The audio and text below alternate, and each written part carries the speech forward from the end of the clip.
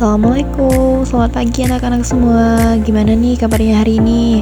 Semoga kalian semua dalam keadaan sehat dan penuh semangat untuk belajar ya. Nah, sebelum kita mulai, Miss pengen mastiin dulu nih gimana kabar kalian hari ini. Apa ada yang sakit atau kurang enak badan? Kalau ada, semoga cepat sembuh ya.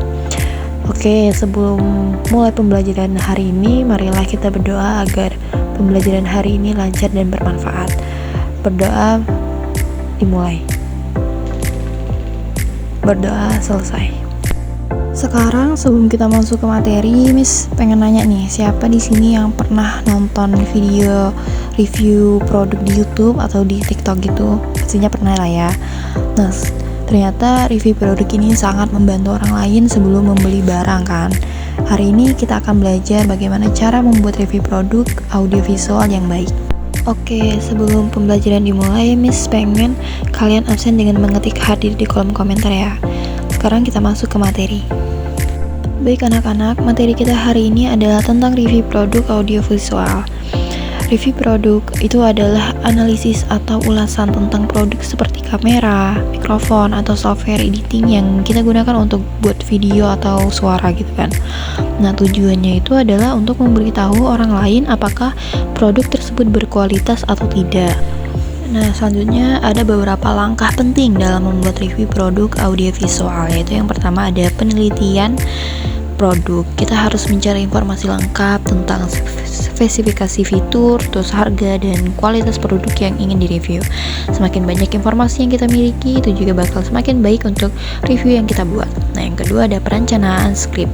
Sebelum mulai merekam video, kita perlu membuat poin-poin yang ingin kita sampaikan, misalnya apa kelebihan dan kekurangan produk, serta bagaimana pengalaman kita saat menggunakannya. Nah, yang ketiga ada pengambilan gambar atau syuting.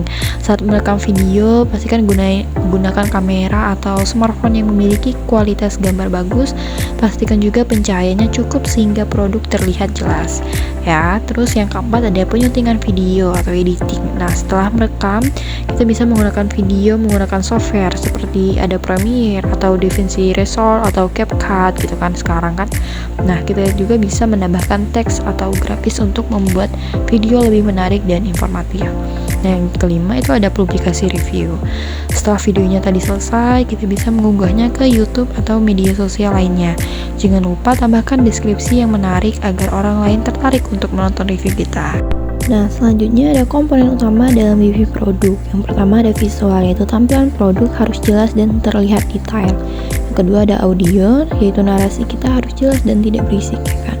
Terus yang ketiga ada konten, yaitu sampaikan informasi tentang performa produk, kelebihan, kekurangan, serta apakah produk tersebut layak dibeli atau tidak. Nah, yang terakhir itu hasilkan kesimpulannya. Oke, selanjutnya ada alat dan perangkat yang dibutuhkan. Pertama ada perangkat pengolahan video seperti komputer atau laptop yang mendukung perangkat lunak editing. Selanjutnya ada perangkat lunak editing seperti ada Premiere, DaVinci Resolve, atau alternatif gratis seperti Hitman Express. Terus yang ketiga ada perangkat pengambilan gambar seperti kamera, smartphone, tripod, ataupun mikrofon eksternal. Yang terakhir ada aksesoris tambahan seperti lampu ray, terus green screen jika diperlukan, dan perangkat perekam suara yang bagus. Nah, selanjutnya ada kreativitas dan gaya dalam review. Yang pertama, gunakan gaya bahasa yang sesuai dengan target audiens. Terus ada kombinasi animasi, grafik, atau bahkan humor untuk menarik perhatian. Nah, yang terakhir itu ada kembangkan identitas visual seperti logo atau intro yang konsisten di setiap videonya. Oke, sekarang Miss akan menunjukkan contoh video review produk. Di sini Miss ngambil videonya parfum ya, ada temanya. Terus dalam video ini reviewer itu menjelaskan tentang wangi, ketahanan aroma, dan detail lainnya. Ayo kita simak bersama.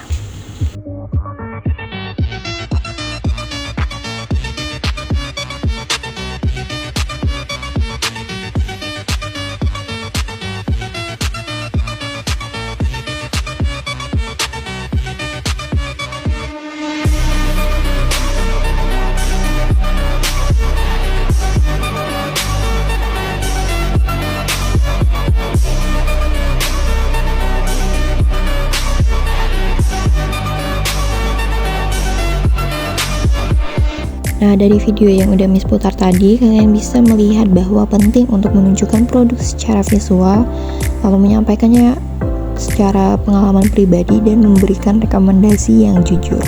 Oke, jadi kesimpulan dari materi kita hari ini yaitu review produk audiovisual itu adalah cara untuk mengevaluasi dan memberi informasi tentang produk seperti kamera atau mikrofon.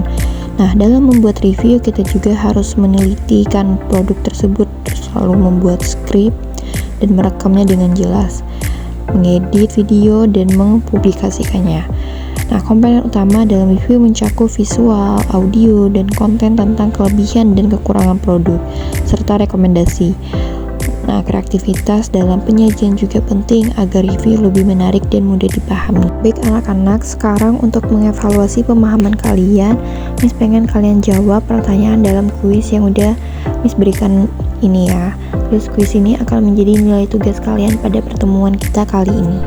Baik anak-anak, kita udah mempelajari bagaimana cara membuat review produk audiovisual dengan baik, mulai dari penelitian produk, merencanakan skrip, hingga cara merekam dan mengedit video. Semoga apa yang kalian pelajari hari ini bisa bermanfaat dan kalian bisa mencoba membuat review produk sendiri di rumah. Terima kasih atas perhatian dan partisipasinya.